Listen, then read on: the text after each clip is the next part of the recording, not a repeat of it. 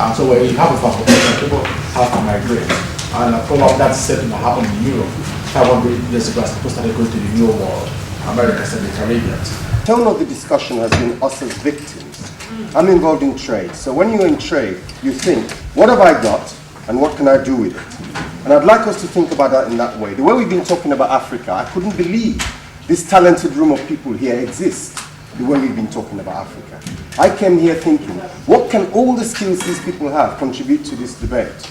If population determines development, why are you saying depopulation will determine Africa's development? And there's a fact that every quantum leap in technology is preceded by a massive population explosion in every single part of history. Yet they want the reverse. The reason why I bring that forward is this new partnership for Africa's development is actually going in that direction. It's actually giving us the impression that our enemies, by donating some money, can help us to reverse our problem, when the problem is actually caused by our enemies stealing that money. There was a war going on between Africans and Europeans for several hundred years. I'd like to know, when did that war finish?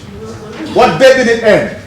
And if it hasn't ended, why are we sitting here talking about development in relation to our enemies? Why can we not be talking about development as an independent entity? I take on board your point that indeed there are many battles that need to be fought. There are many neoliberal policies that have a terrible effect on the continent.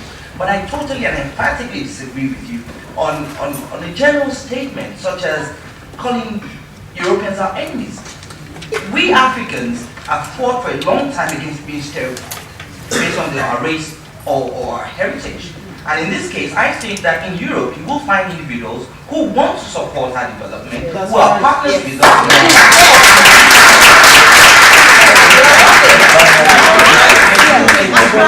And I do see the Pan-Africanist viewpoint that you're pushing. Nonetheless, I think it's important that when we now identify key issues that need to be addressed, then we should address them. I simply want to go back on to what one of the panelists said. He did say that the youth are looked upon as victims in Africa. Now, I cannot agree more with anything that has been said here today. Now, it's surprising that that should be coming from me, because I belong to an older generation. Now, I think the problem in Africa is that a qualification for a job is old age. If you are a young person, you don't have the experience enough.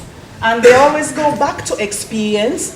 Experience is what is the blueprint for what should happen.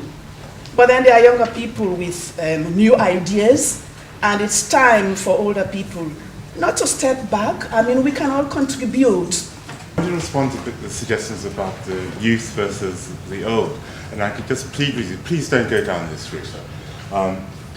It's a kind of mythology. Very quickly, if you take a Chicago school, the mothers got together and they bought a computer for that school. One of the kids in that school who used that computer most of the time was Bill Gates. When Bill Gates was negotiating with IBM, it was his father who helped him with the negotiations. His father was a lawyer. Netscape, there's a mythology that was done by this 21-year-old. Jim Clark, a big time, 30 years older than him, helped him. What we need to do, if there's a problem with generations, solve that problem. We need to work together. We do not need separate communities. To the gentleman in the red shirt who spoke about Bill Gates and other examples, I take on board what you said. Yes, there has to be a partnership between the old and the new generation, but you see, respect is a two-way street. If there's a partnership whereby one end does not respect the roles, responsibilities, and influences and impacts of the other, then it's an unequal partnership. And that is what we have a lot in Africa, that ageism syndrome. And if that's not addressed as a key issue then that partnership that you're talking about will not be able to bring out the kind of beneficial results that were mentioned, that you alluded to. That is my personal view. And I work as the Deputy General Secretary of the National Reform Party in Ghana, and I'm also involved in development work. And as you see, I'm a young person. I went for the space myself. No old person created the space for me to get into it. I grabbed the space myself. Ageism, I don't know where that phrase came from. It's not common to Africa only. It happens everywhere. And just quickly to deal with the issue on ageism. It was not, when we discussed it in the focus group studies, it was not to do with the fact that the younger people did not want any ideas or opinions or anything like that from older ones. It was more to do with the fact that when you are in a gathering, it's very difficult for younger people to actually voice their opinions, because there's always a certain, I don't know whether I should call a kind of tension or whatever, but there just seems to be a certain gap. And the kind of recommendations that came up, which you will find in the report, actually did suggest intergenerational fora. And I just wanted to make an observation about the question of leadership and our young people. And I just really wanted to say that we should probably also be looking, or young people in the diaspora should also be looking to their counterparts in Africa, because there are quite a lot of organizations in Africa that are led by youth. They are much more in contact with the direct practical things that are happening on the ground. They are involved in a lot of different ways on political fronts, on practical levels. They're working under very difficult circumstances, but they are showing leadership in the way. And there's a lot that could be gained by actually identifying who these organizations are and forming those linkages with their counterparts, young people in Africa. One, market African. Why should you go to Africa and help their parents? What incentives do they have to go back when they know, Dad, why did you leave? Why do you want me to go there and do anything? That's number one, marketing. Number two, to the youths in the room and elsewhere, young, get off your behind and go to Africa. Out there in Africa. And number three, education. Education.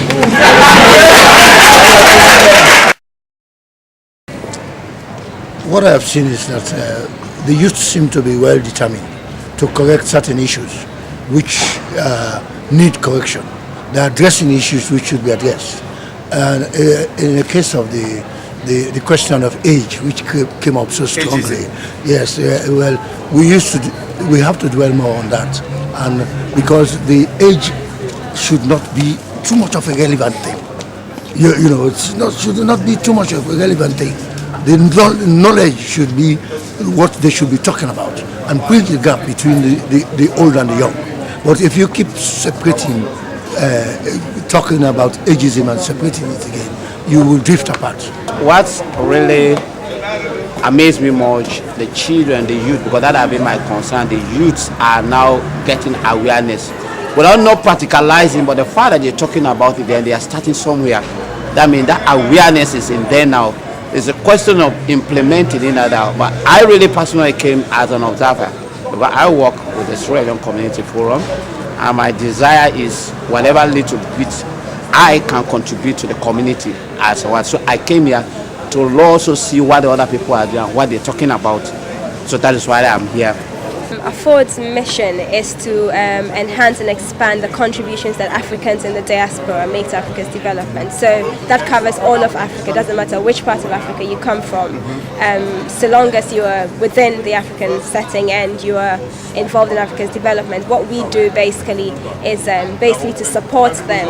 If it's research like what we've just done, which actually comes up with suggestions for Africa diaspora organizations, these are some of the ways in which we actually support them. We also create a forum for bringing together, or a platform for bringing together Africans in the diaspora to network, share ideas, like we've seen here today. Although, let me just say that today's, what you're seeing here today is not just because of Afford, it's basically Africa 21, which is 9 organizations altogether, and Afford acts as the secretariat for Africa 21.